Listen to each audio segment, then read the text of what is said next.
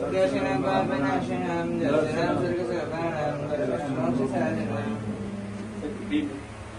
પ્રભાસન એક છે એ પ્રભાસન આપણે નીચેથી કંઈ પણ સપોર્ટ આપ્યા વગર પછી 4 ઇન્દુઓએ પોતાના ખભા પર ઉપાડેલું છે આખું પ્રભાસન એવી રીતે બનાવ્યું છે. એની રચના એવી રીતે અહીંયા એક જ પથ્થરમાં આ 22મી ભગવાન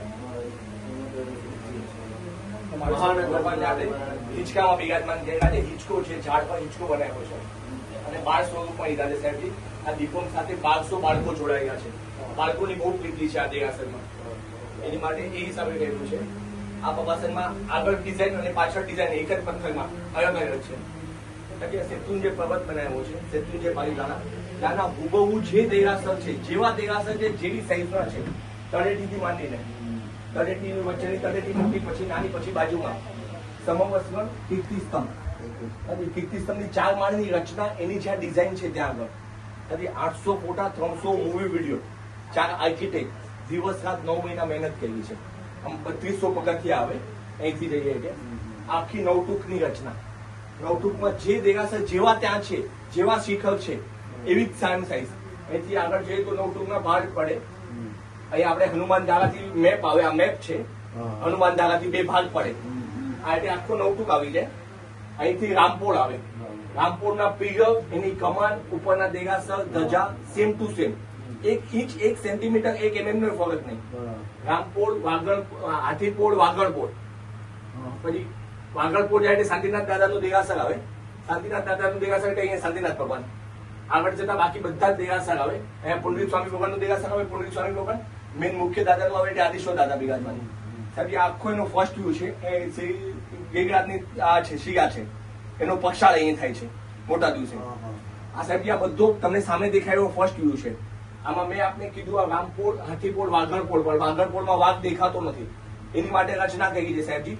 ઉપર આવીશો આપ્યો છે. ઉપર અહીંયા જુઓ વાઘ દેખાશે. આ સેકન્ડ વ્યૂ છે. અને ઉપર જોશો તો તમને બધા જ દેખાશે અને ફ્લોરિંગ પણ દેખાશે. ઉપર જેવી ફ્લોરિંગ છે, જેવી માર્બલની કોતરણી છે, એવી સેમ ટુ સેમ કોતરણી. પછી સુપાર્શ્વનાથ દાદાનું દેરાસર, નવીનાથ દાદાનું દેરાસર, 4 દેવીઓ, એ બધું જ અહીંયા સુધી આવશે. અહીંયાની સેમ એવી કોતરણી. પાછળ સાહેબ જે રાયણ વૃક્ષ, રાયણ વૃક્ષ ને એ આવશે. આ સાહેબ જે આ ફર્સ્ટ વ્યૂ છે, આ સેકન્ડ વ્યૂ છે. હવે આ બધા દેરાસર સાહેબજી બધા આ સન્મુખ છે, તો બધા આપની સામે આવી શકે સાહેબજી.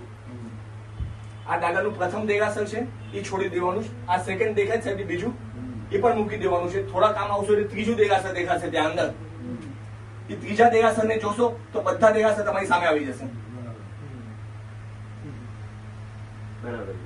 આ ત્રીજા દેરાસર સાહેબ દેખાય છે. આનો ને પાછળ બીજું ને ત્રીજું એકદમ પિંક દેખાશે. દૂર જુઓ, એની પાછળ દૂર. હવે બધા દેરાસર આપની સામે થઈ જશે. એ બધા સામે દેખાય, આ બધા ઊંધા દેખાય. હા, આપણે સાઈડમાં દેખાય. દિવસ રાતની આમાં 16 કારીગરોએ 8 મહિના મહેનત કરી અને આની માટે લગભગ 700 થી 800 દેરાસર બનાવ્યા. પછી જે માફક આવ્યું એ જ અહીંયા આવ્યું છે. આ 48મું દેરાસર હતું. જ્યાં સુધી પરફેક્શન ન મળે આ 1 mm ના પેન્સિલની અણીથી પણ નાના શિખરો બનાવ્યા છે કે જરાય ઓલું ન થવું જોઈએ.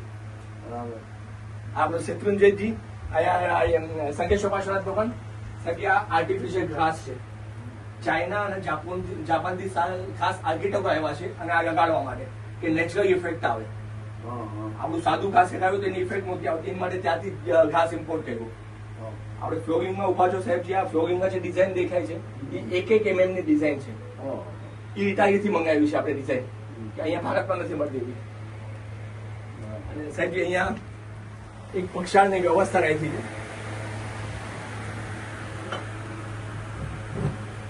આપણે પક્ષાળ જે કરવાનું હોય છે 18 અભિષેક થી પક્ષાળ કરવાનું હોય છે. 18 અભિષેક ના નામ કયા સાહેબજી બહુ ઓછાને ખબર હોય છે. એની માટે અહીં નામ આપ્યું છે 18 અભિષેક ભાવધારા. અહીંયાથી કળશ લેવાનો સાહેબજી, કળશ અહીંયા મૂકવાનો. જેવો મૂકશો તે ભરાઈ જશે અને અહીંયા નામ આવી જશે સુવર્ણ સુગંધી ચૂર્ણ. એટલે જે બી ભાવિક આવે એને અહીંયા પક્ષાળ ભરાઈ જાય. કોઈ પણ નખ ન લાગે, કઈ પણ ના લાગે, એ લેવાનો પક્ષાળ કરવા વયું જવાનું. બીજો ભાવિક આવશે, બીજું કળશ લેશે, અહીંયા જેવું મૂકશે એવું એ કોમ્પ્યુટરમાં 18 અભિષેકમાં કોઈ પણ નામ આવી જશે એનું. આ મૂક્યું સર્વતીર્થ ઔષધિ, એટલે એને આજના ભાવ થશે તે આજે સર્વતીર્થ ઔષધિથી હું પક્ષાળ કરી રહ્યો છું. એવી રચના કરી છે. આમાં નખ પણ ન લાગે, ગાળે એવું પક્ષાળનું જળ આવે. અને બધું જ પક્ષાનું જળ સુકાઈ જાય એવી પૂર્ણ વ્યવસ્થા, પૂર્ણ સાફ સફાઈ થઈ જાય, કોઈ જાતની આશાસ્પદ ન થઈ જાય એની ધ્યાન રાખવાની. આ પહેલી, બીજી, ત્રીજી વ્યવસ્થા અને સાહેબની ચોથી અને પાંચમી, છેલ્લી વ્યવસ્થા સાહેબ આપણે સાથિયા કરવાના હોય છે તો એ અગ્ર પૂજામાં આવે. અગ્ર પૂજા અને પછી ભાવ પૂજા આપણે સાથે નથી કરવાની. હમણાં બધા બહેનો આપણે સાથિયા કરીએ પછી ચૈત્યવંદન કરવા સાથે જ બેસીએ. સાહેબ અહીંયા જગ્યાની અવ્યવસ્થાને કારણે અહીંયા સાથિયાની વ્યવસ્થા બનાવી, અહીંયા લખી નાખ્યું સાથિયા અહીંયા કરશો. અહીંયા કર્યા પછી આને ખાલી પુશ કરવાનું છે એટલે બધા ચોખાનું દ્રવ્ય અંદર વયું જાય, એ પડી જાય પછી તમે ચૈત્યવંદન કરવા બેસી શકો. બસ સાહેબ આ નાનકડું દેરાસર આવી રીતે બન્યું છે, નીચેનું કોરોના કાળમાં બન્યું. નાની જગ્યામાં આખો સત્રને આવી ગયો. જી સાહેબજી, દેવગુરુની કૃપા.